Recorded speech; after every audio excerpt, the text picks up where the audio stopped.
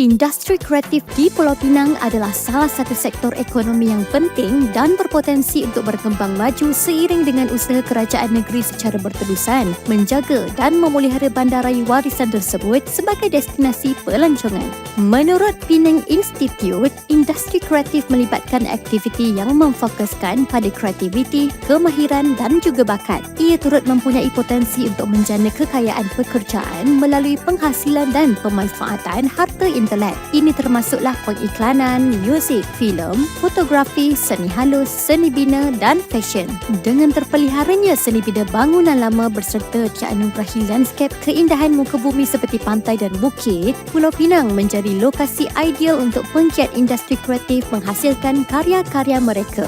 Pada tahun 2019, Penang State Exco Office for Tourism and Creative Economy (PETACE) telah dilancarkan oleh YB Yoh Soon Hin sebagai inisiatif untuk memacu pembangunan industri pelancongan dan kreatif di negeri ini. PETACE bertujuan untuk menjadikan kedua-dua industri iaitu pelancongan dan ekonomi kreatif sebagai tonggak utama ekonomi negeri. Ia juga bertujuan untuk mencipta lebih banyak peluang pekerjaan, menarik pelaburan baharu dan memupuk bakat serta daya cipta masyarakat tempatan. Menurut laporan terkini Penang Institute, ekonomi Pulau Pinang mencapai kadar pertumbuhan tertinggi di negeri-negeri yang ada di Malaysia pada tahun 2021.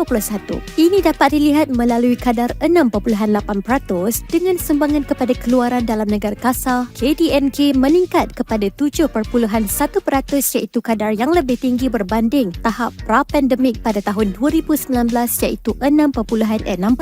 Kini, terdapat banyak projek kreatif yang sedang berjalan di Pulau Pinang baik dalam bidang seni, budaya, teknologi mahupun pelancongan. Antaranya ialah Pusat Kecemerlangan atau dipanggil COX iaitu sebuah ruang yang ditubuhkan oleh kerajaan negeri untuk mengumpulkan usahawan-usahawan kreatif dan digital di Bandaraya Georgetown. COX telah dibuka pada Februari tahun 2022 yang bertujuan untuk merancang, menyelaras permohonan bagi harta intelek, hak cipta dan paten bagi projek-projek kreatif di negeri ini. Ya, Pulau Pinang telah menjadi lokasi penggambaran untuk beberapa filem dan program televisyen baik tempatan mahupun antarabangsa. Antara filem dan program televisyen antarabangsa yang pernah dilakukan di Pulau Pinang adalah Crazy Rich Asians. Ia merupakan sebuah filem Hollywood yang mengisahkan kehidupan mewah golongan kaya di Singapura. Walaupun sebegitu, filem ini sebenarnya menggunakan beberapa lokasi di Malaysia termasuk Pulau Pinang seperti Chong Fat Zee Mansion atau Rumah Biru yang digunakan sebagai lokasi permainan mahjong antara Eleanor Yang dan Rachel Chu, dua watak di dalam filem tersebut. Selain itu, filem Indian Summers yang berbentuk siri televisyen British mengisahkan zaman penjajahan British di India pada tahun 1930. Ia turut menggunakan Pulau Pinang sebagai lokasi penggambaran utama. Pulau Pinang dipilih kerana ia mempunyai banyak bangunan bersejarah yang menyerupai gaya kolonial British di India. Antara lokasi yang digunakan adalah Suffolk House, Fort Cornwallis, Eastern and Oriental Hotel dan Penang Hill. Jika anda pernah tengok filem yang berjudul Anna and the King, Pulau Pinang turut dijadikan sebagai lokasi penggambaran kerana mempunyai banyak bangunan berkonsepkan Thai di mana ia sesuai dengan tema filem itu sendiri. Filem Hollywood yang dibintangi oleh Jodie Foster dan Chow Yun-fat ini mengisahkan cinta antara guru bahasa Inggeris Anna Leonowens dan Raja Siam Mongkut pada abad ke-19.